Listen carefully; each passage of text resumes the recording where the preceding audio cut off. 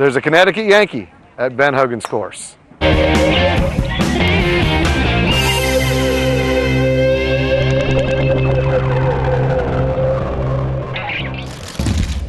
JJ, how you doing?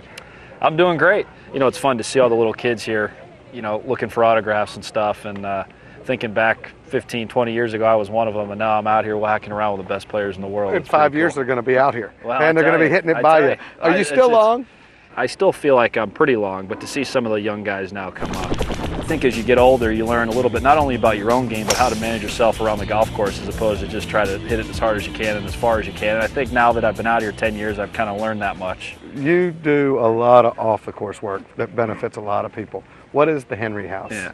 Well, it was something that, you know, I started back in 2006, being a father now with 2 young boys of my own. It was something I always wanted to do, to find a way to give back to where I grew up and where I live now. And it's been pretty special. We've done a lot for the Children's Hospital in Fort Worth, Texas, Cook Children's. We're doing a lot with the First Tee, both in Southern Connecticut, New York Met area, as well as partnered with the Ben Hogan Foundation the last year to build the Ben Hogan First Tee Learning Center in Fort Worth, which is really a neat thing, not only for the legacy of Mr. Hogan, but to be a part of that, and you know, to have my name in some ways associated with that back in Fort Worth is something pretty darn special, and that I'm proud of.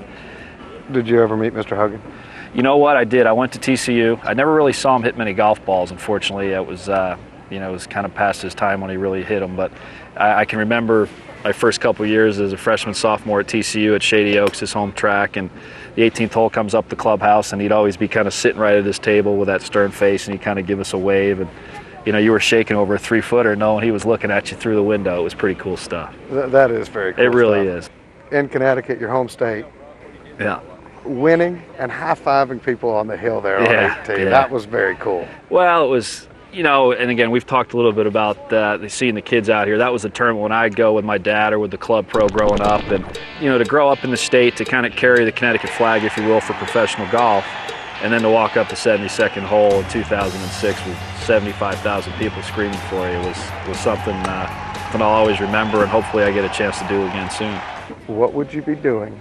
Oh, man. I don't even get to finish the question before you start laughing at me. No, if you weren't a PGA Tour player. You know, that's a great question. I love people. I love being around.